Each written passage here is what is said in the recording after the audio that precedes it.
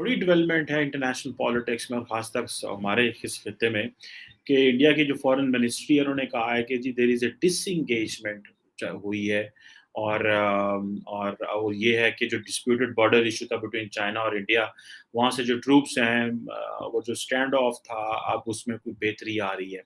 और दोनों ममालिक जो हैं वो 12 सितंबर से विथड्रॉ कर रहे हैं।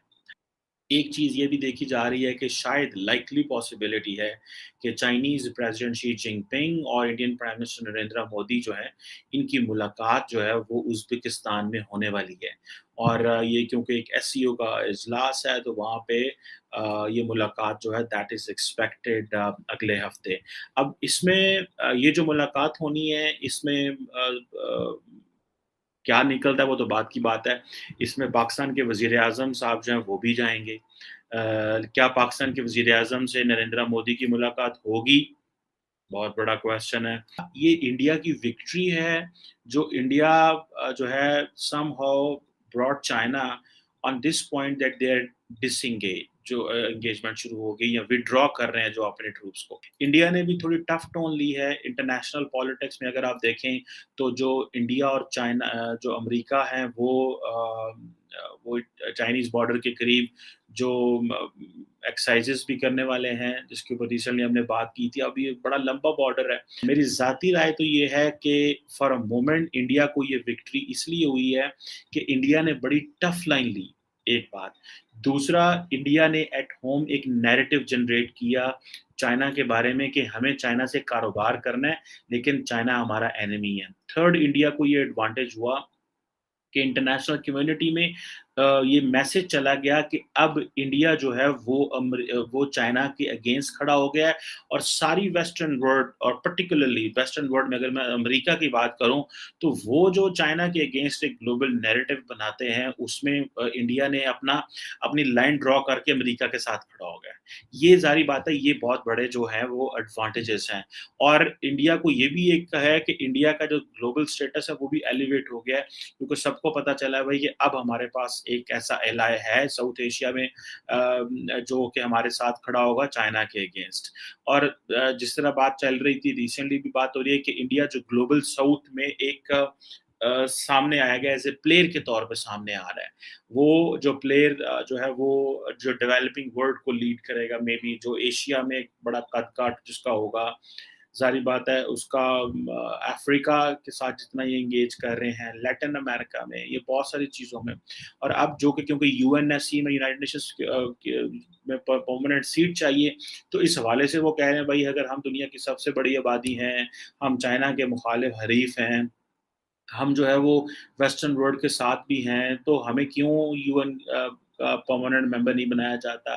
तो ये बहुत सारी ऐसी चीज़ें हैं जो कि ज़ाहिर बात है इंडिया के लिए वो सामने आए हैं और इस सारे अरसे के दौरान जो प्राइम मिनिस्टर नरेंद्र मोदी उनकी पर्सनैलिटी भी उठ के सामने आई है। भाई सबसे बड़ी चीज यहाँ समझनी पड़ेगी कि ये भारत के बढ़ते हुए वर्चस्व की कहानी है। It is our power fructifying on the ground, अगर मैं इंग्लिश में बोलूं। जो हमारा बढ़ता हुआ वर्चस्व है, अब इसका लोहा चाइना भी मानता है। अब आप बोलेंगे ये सब क्यों हो रहा, कैसे हो रहा, कई सारे कारण है, डिटेल में जाएंगे। पर आज हमारी, आपकी और हमारे देखने वाले सब दर्शकों की जीत है। आज उत्सव का पर्व है और हमारे दुश्मनों के लिए मुंह काला हो गया उनका।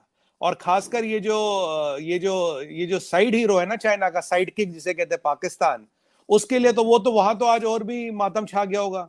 कारण ये है कि भाई इनका आयरन क्लैड ब्रदर चाइना पीछे जा रहा है, अपनी औकात में वापस जा रहा है अपने, और घबरा के डर के तिल मिला के वापस जा रहा है। तो इन बेचारों का दिल तो इनका टूटा होगा।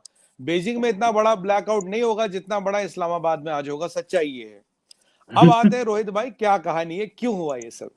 देखिए 5 फ्रिक्शन पॉइंट थे, डेप्सांग, डिमचुक, पेगोंग सो, जिसे कहते हैं हॉट स्प्रिंग्स, गोगरा और नीचे ये हमारे 5 पेन जो ये पॉइंट्स थे। चाइना अपने बफर जोन में आ गया, हम बफर जोन में आगे आए हैं। Nobody has cross India's border even bye an inch, या 1 इंच जमीन की भी चाइना के पास है नहीं, उनकी औकात नहीं है। अब आते हैं ये सब क्यों होता है। देखिए हुआ क्या, चाइना को आदत थी नेहरू के भारत की। चाइना को आदत थी कि भारत जो है भाई ये तो कमजोर है। 1962 में पंडित नेहरू ने बोला था कि भाई हम चाहे हिंदी चीनी भाई में पीछे से छुरी घुसाई, ये चाइना की प्रवृत्ति है। हमारे पास 1962 में एयरपोर्ट यूज करने का विकल्प था, हमने किया नहीं किया। जब चाइना तिब्बत में ये चढ़ाई कर रहा था, राशन कहां से जा रहा था रोहित भाई, कभी पता कीजिएगा, हैरान हो जाएंगे लोग जान के राशन कहां से जा रहा था। और सिक्योरिटी काउंसिल की सीट हमने छोड़ी, चाइना ने छीनी नहीं, हमने छोड़ दी, ये तो सब जानते हैं। और ये जो अक्साई चीन का हिस्सा हमने दे दिया उनको, तो उन्हें लगा यार ये तो बहुत कमजोर सा मुल्क है, इनको डराएंगे धमकाएंगे काम हो जाएगा।